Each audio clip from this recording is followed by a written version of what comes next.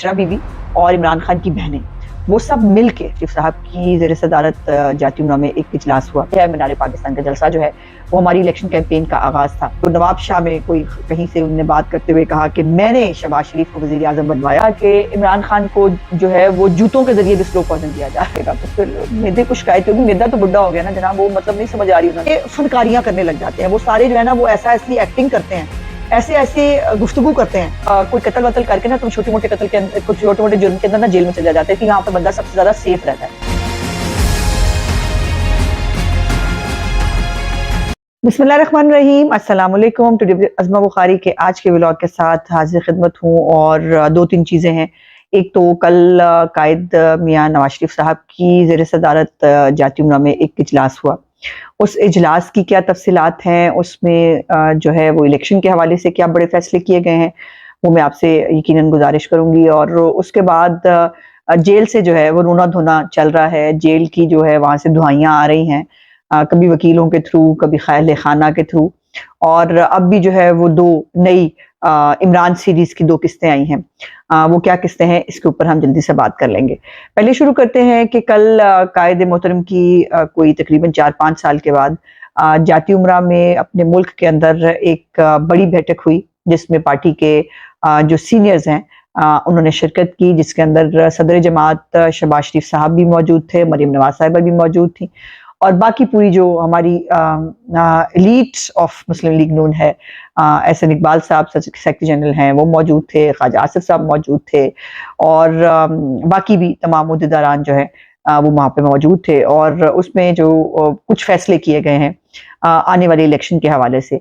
बड़ी अजीब बात है कि हमारी जो दूसरी सियासी जमातें हैं वो सिर्फ खासतौर पे पीपल्स पार्टी की अगर बात की जाए, वो सिर्फ दोनों रोना धोना कर रहे हैं, इलेक्शन की डेट दे दें, इलेक्शन की डेट दे दें, और खुद उन्होंने अभी तक इलेक्शन की कोई तैयारी शुरू नहीं की। मुस्लिम लीग नून जो है उसने इलेक्शन की तैयारी जो है वो बाकायदा तौर पर शुरू कर दी है। मीनार पाकिस्तान का जलसा जो है वो हमारी इलेक्शन कैंपेन का आगाज था, और कल जो फैसले किए गए हैं उसके अंदर जो पार्टी की टिकट के ख्वाहिशमंद लोग हैं उनसे मांग ली गई हैं एप्लीकेशंस। 1 नवंबर से 10 नवंबर तक जो है दरखास्तें वसूल की जाएंगी, जिसके अंदर एक फॉर्म जो है पार्टी की तरफ से वो भी जारी किया गया है, जिसके अंदर कौमी असम्बली के जो टिकट के ख्वाहिशमंद हैं वो भी, और सूबाई असम्बली और मखसूस नशिस्तों की जो ख़वातीन और मर्द हजरात होंगे जो अक़लियती नशिस्तों पर आएंगे, उन सब के लिए जो है वो उसके अंदर बैकग्राउंड पूछी गई है। आप पार्टी में कब से हैं, आपकी कुर्बानियाँ क्या हैं, आप पहले किस किस ओहदे पे काम करते हैं, सो एक डिटेल है पूरी उस फॉर्म के अंदर जो समझने के लिए ज़रूरी होगी कि वो हमारा पार्टी का जो टिकट का ख्वाहिशमंद है उसकी बैकग्राउंड क्या है। दूसरी उसके अंदर जो इम्पोर्टेंट बात वो की गई है वो मंशूर के हवाले से, जो हमारी मंशूर कमेटी है वो कल कायद मोहतरम ने इरफान सिद्दीकी साहब, सेनेटर इरफान सिद्दीकी साहब जो एक बहुत काबिल और बड़ी इल्मी शख्सियत हैं, उनकी ज़ेरे निगरानी जो है वो बना दी गई है। अब वो उसके अंदर बाकी मेंबरान जो है उनका कुछ दिनों में अनाउंसमेंट कर दिया जाएगा। और तीसरी और अहम खबर जो इस हवाले से वो ये है कि जो पार्टी के हवाले से बाकी सियासी जमातों के साथ बातचीत जो है वो करके पाकिस्तान के मुक्को मसाइल के हल के लिए जो है वो लाएमल तैयार करने के लिए सब पार्टियों से मुशावरत की जो है बात की गई है, सिवाय दहशतगर्द पार्टी के, ज़ाहिर है वो तो आप समझ ही सकते हैं। सो इसमें ये बात करते करते मुझे ख्याल आ रहा है कि एक आसिफ जरदारी साहब का भी बयान आपने कल देखा, उनमें जो है वो नवाब शाह में कोई कहीं से उनने बात करते हुए कहा कि मैंने शहबाज शरीफ को वज़ीर आज़म बनवाया, और वो जो है वो डिलीवर नहीं कर सके। अब इसके अंदर दो बातें हैं। एक तो मैंने बनवाया बहुत ही कोई खुदाई टाइप की चीज लगती है कि इज्जत और जिल्लत खुदा ताला के हाथ में है। ये जरूर है कि आपने पुश किया, आपने कहा कि बिल्कुल अदम एतमाद जो है वो आनी चाहिए, आपने उसके ऊपर बाकी पार्टियों को अग्री कराया, फिर पार्टियों ने मिलकर अदम एतमाद के अंदर पार्टिसिपेट किया, और चूंकि लार्जेस्ट पार्टी जो है वो पीएमएलएन थी और हालात भी बहुत चैलेंजिंग थे, इसलिए बड़ी आसानी के साथ बड़ी टेक्निकली आपने खेला और आपने कहा कि शहबाज शरीफ साहब को वज़ीर आज़म बनना चाहिए। उसमें जो है वो बाकी कैबिनेट के अंदर आपके जो है वो बिलावल भुट्टो साहब समेत बाकी पीपल्स पार्टी के हमायदीन, और ख़ास तौर पे वो लोग जो वुज़रा और मशीर रहे हैं, वो खुर्शीद शाह साहब हों, वो फैसल करीम गुड्डी हों, ये सब लोग जो हैं ये उस कैबिनेट के मेंबर थे और वही आजकल ज्यादा बोल रहे हैं। तो एक तो ये मैंने बनाया जो है ना, इससे मुझे थोड़ा सा होता है कि नहीं, ये इतने इतने खुदाई दावे नहीं करने चाहिए। आपकी पॉलिटिकल उसके अंदर एक असिस्टेंस हासिल थी, बिल्कुल इसमें कोई दूसरी राय नहीं। दूसरी बात यह है कि उन्होंने कहा डिलीवर नहीं कर सके। अब ये मजे की बात यह है कि वजीर आजम डिलीवर नहीं कर सके, लेकिन बाकी जो इनके जो वज़रा थे वो सब डिलीवर कर सके। और फिर ये है कि ये अब आपको अब याद आ रहा है कि जब हुकूमत में 16 महीने गाड़ियां, घर, मतलब एक प्रिविलेजेस जो सब कुछ हो सकते थे, क्रिटिसिज्म भी होता रहा। हम बिलावल भुट्टो साहब को डिफेंड करते रहे जब उनके ऊपर क्रिटिसिज्म हो रहा था कि ये पूरी दुनिया के दौरे कर रहे हैं और वो हासिल वसूल किया है। लेकिन ये उनकी अब पॉलिसी है, ये उनकी अब प्लानिंग है कि जो सारा गंद है वो हम पे डाल दें और बीच में से नीवे नीवे होकर निकल जाए। अगर आप जरदारी साहब की और बिलावल भुट्टो साहब की दौरे हुकूमत के अंदर जो जब वो वजीर मुशारी थे और उस वक्त की इनकी तकरीरें निकाल के देखें, तो जरदारी साहब को तो नहीं पता कि IMF का प्रोग्राम कहाँ से आया था। जरदारी साहब को ये भी नहीं पता कि किस तरह से IMF का प्रोग्राम जो है वो दोबारा रिव्यू कराया गया है, किस तरह से पाकिस्तान को डिफॉल्ट से बचाने की कोशिश, उनको कुछ भी नहीं पता। अब इस वक्त उनको सिर्फ अगले इलेक्शन में वो डेस्परेटली बिलावल भुट्टो साहब को वजीर आजम देखना चाहते हैं और उसके लिए वो किसी भी हद तक शायद जाने के लिए तैयार हैं, जो नामुनासिब है। इतना इतना मैं फिर कहूंगी कि इतना आगे नहीं निकलना चाहिए कि पीछे से मुड़ने का रास्ता ना बचे। अच्छा, दूसरा जो हमने बात करनी थी वो थी रोना धोना, जो जेल से जो है वो चल रहा है। और ये बात एक बड़ी इंपॉर्टेंट है कि आजकल जो है वो बुशरा बीबी और इमरान खान की बहनें वो सब मिल के जो है इमरान खान से मुलाकात कर रहे हैं। अभी जो मुलाकात हुई है कल, वो भी मिल के थी, तीनों बहनें भी थी और बुशरा बेगम थी। ये याद रहे कि इससे पहले बुशरा बेगम अकेले ही इमरान खान साहब से मुलाकातें करती थी और जो भी वो कर रही थी वो अकेले अकेले ही हो रहा था। तो अब उसके अंदर कॉन्शियसली और अनकॉन्शियसली मुझे नहीं पता, बहरहाल बहनों को शामिल किया गया है। और लेकिन ये आपको याद रहना चाहिए कि ये पार्टी मौरूसियत के खिलाफ है, ठीक है, आपने ये बिल्कुल जहन में रखना है। तो उसमें जो रोना धोना आया कल, बड़ी मजेदार जो है वो इमरान सीरीज पार्ट 1 आया। आफ्ताब बाजवा साहब सीनियर वकील हैं, मैं बड़ा अच्छा उनको जानती हूँ, बड़े अच्छे वकील हैं। वो भी इमरान खान की जो है वो वकला की टीम के अंदर शामिल हो गए और वकला की टीम के अंदर शामिल होते ही मतलब वो ही सारा, वो एक रेट्रिक, वो एक वो एक झूठ का पलंदा, वो एक अफवाह साज फैक्ट्री वो खुल गई। और कल उन्होंने पहले जो है वो आकर बड़ा मज़ाक़ खेज बयान दिया जिसके ऊपर लोगों ने कहा कि एंजी ए की है। और मज़ाक़ खेज बयान क्या था, उन्होंने कहा कि इमरान खान को जो है वो जूतों के जरिए भी स्लो पॉइजन दिया जा रहा है। इसके ऊपर हंसना है कि रोना है, इसका फैसला आपने खुद करना है, मैं नहीं बताऊंगी। लेकिन जूतों के जरिए भी उनको स्लो पॉइजन किया जा रहा है और उन्होंने कल वकीलों के सामने फिर एक दफा बता दिया है कि उनको जो है वो स्लो पॉइजन देने की कोशिश की जा रही है और उनको पहले भी 2 दफा कत्ल करने की कोशिशें की गई हैं। मतलब ये बातें सुन के ना अब चिढ़ चढ़ती है, यकीन मुझे कसम से चिढ़ चढ़ती है अब। और उसकी वजह क्या है? उसकी वजह ये है कि ये टोपी ड्रामे, ये अफवाह साज फैक्ट्रियां, ये हमदर्दी कार्ड, ये बेचारापन, ये कब तक दिखाएंगे आप? क्या इससे पहले लोग जो है वो कभी जेल में नहीं गए? कि मियां नवाज शरीफ साहब जेल में नहीं गए थे? उस वक्त तो इमरान खान जैसा जालिम और जाबिर हुक्मरान था जो बकायदा कहता होता था मैं ये भी कर दूंगा, मैं वो भी कर दूंगा। वो तब भी नहीं रोते थे, वो तब भी हम सब उनको जेल में मिलने जाया करते थे।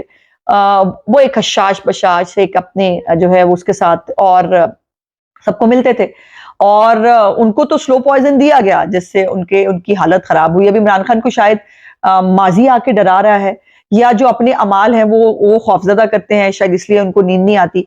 बाय द वे आज भी उनकी तबीयत खराब हो गई थी जेल में और उनको डॉक्टरों ने चेक किया। उनके लिए पूरी टीम होती है डॉक्टरों की उनको चेक करने के लिए और उस पे जो है उन्होंने कहा कि उनको मेदे में तकलीफ है। अब मतलब 70-72 साल की उम्र में भी जब एक शख्स जो है वो देसी मुर्गे फाड़ने से और मतलब देसी घ्यो के खाने से और उससे अब बाज नहीं आएगा तो फिर मेदे को शिकायत होगी। मेदा तो बुढ़ा हो गया ना जनाब, वो मतलब नहीं समझ आ रही उन्होंने। बहरहाल तो कल भी इनकी तबीयत खराब हुई, इनको चेक करके इनको दवाइयां लिख दी गई हैं और ये जो उन्होंने एक पुराना एक मुझे वैसे समझ नहीं आती, अगर एक मुसलमान हो ना तो मुसलमान का ये ईमान होता है कि जिंदगी की जो हिफाजत है वो मौत करती है और अल्लाह पाक ने एक वक्त लिखा है जिसपे हर एक को वापस जाना है।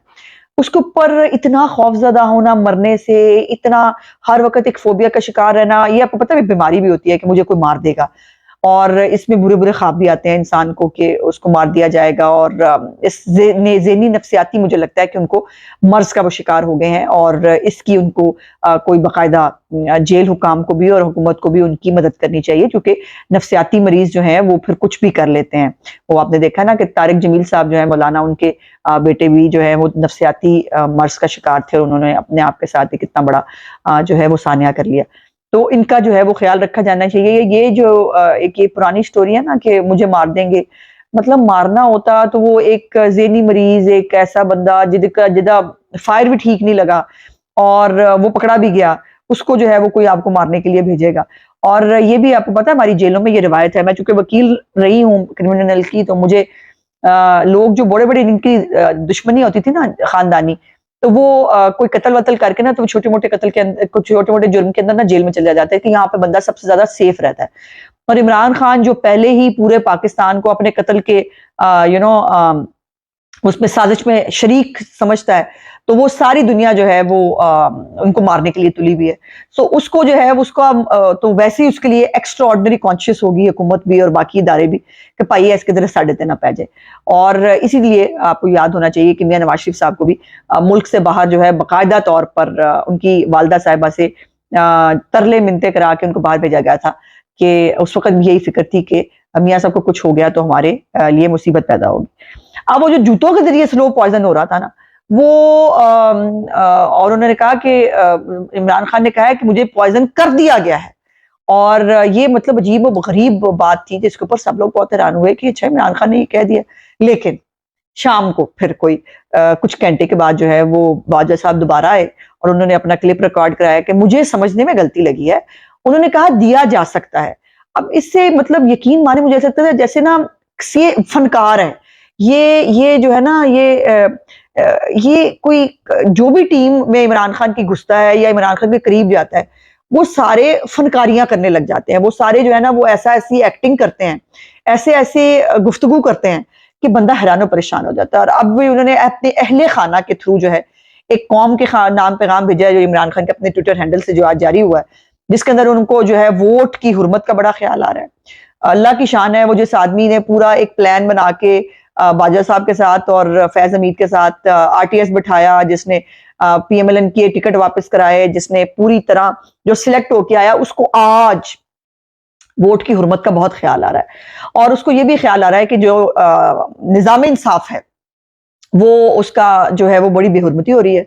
निज़ाम इंसाफ जो है वो उसको डिफाई किया जा रहा है। अल्लाह की शान ये है कि जिस आदमी के लिए पूरा जो निज़ाम इंसाफ है, उसने एक होता ना कि बरहना होकर रक्स किया पूरे पाकिस्तान के अवाम के सामने। वो साकिब निसार से जो है वो पनामा के केस के अंदर ख्याली तनख्वाह पर जो है वो तनख्वाह ना लेने के ऊपर जो है डिस्क्वालीफाई करना हो, या मॉनिटरिंग जज लगाकर हीरे चुनकर जो है मियां नवाज शरीफ साहब को सजा देनी हो, या फिर जो है वो आपको वो भी क्लिप आपको याद होगा जिसके अंदर अदालत के अंदर बैठे हुए साकिब निसार कहता है 4-5 एमएनए एमपीए तो मैं वैसे ही नाअहल कर दूंगा, और लोगों को चुन चुन के वो नाअहल कर रहा था।